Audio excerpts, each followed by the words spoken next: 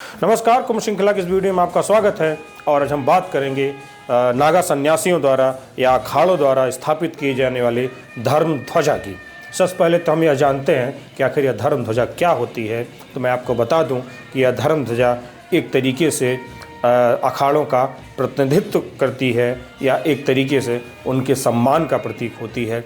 आमतौर पर अखाड़े पेशवाई से पहले अपने अपने शिविर, जिन्हें दरअसल छावनी कहा जाता है, क्योंकि ऐसा माना जाता है कि पुराने समय में अखाड़ों का जो स्वरूप था वो एक तरीके से सैनिकों का था, इसलिए उनका जो शिविर होता है वह छावनी कहा जाता है।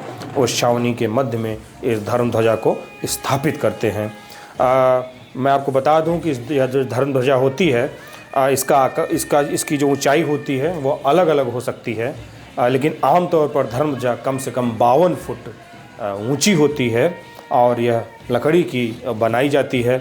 और धर्म ध्वजा को स्थापित करने से पहले सबसे पहले नागा साधु जो होते हैं उसकी छाल को निकालते हैं और अपनी अपनी परंपराओं के अनुसार इस पर एक पताका लगाते हैं। मैं आपको यह भी बता दूं कि हर अखाड़े की धर्म ध्वजा की पताका का रंग अलग अलग होता है। आमतौर पर यह लाल से केसरिया के आसपास के रंगों में अलग अलग अखाड़ों की धर्म ध्वजा की पताका का रंग होता है और इस पर लाल या केसरिया रंग का कपड़ा लपेटा जाता है, या कुछ अखाड़े इस पर लाल या इसे केसरिया रंग से पेंट कर देते हैं और उस पर अपनी अपनी परंपराओं के अनुसार रुद्राक्ष या इस तरह के तमाम रत्न लगाते हैं।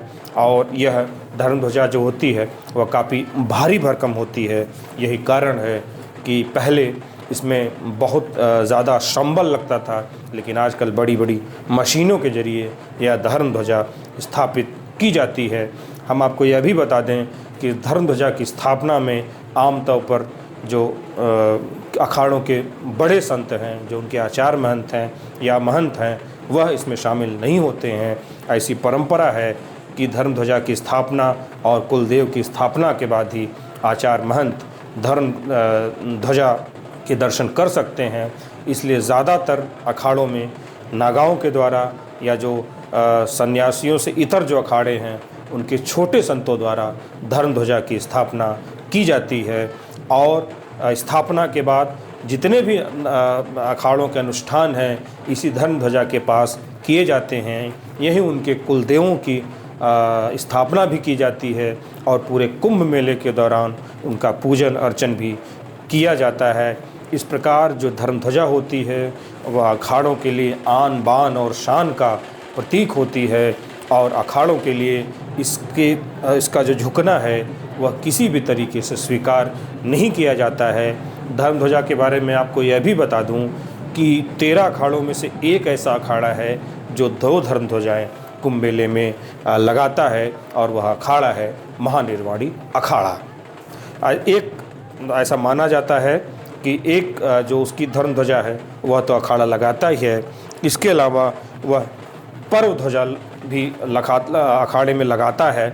इतिहास में कहा जाता है कि एक बार अकबर के शासनकाल में कुंभ मेले पर रोक लगा दी गई थी, तो नागाओं ने रात के 2 बजे धर्म ध्वजा फहराई थी और उसी धर्म ध्वजा को पर्व ध्वजा का नाम दिया गया। और तब से महानिर्वाणी अखाड़ा एकमात्र ऐसा अखाड़ा है जो 2 धर्म ध्वजाएँ, एक उस घटना की याद में पर्व ध्वजा और एक अपनी धर्म ध्वजा लगाता है।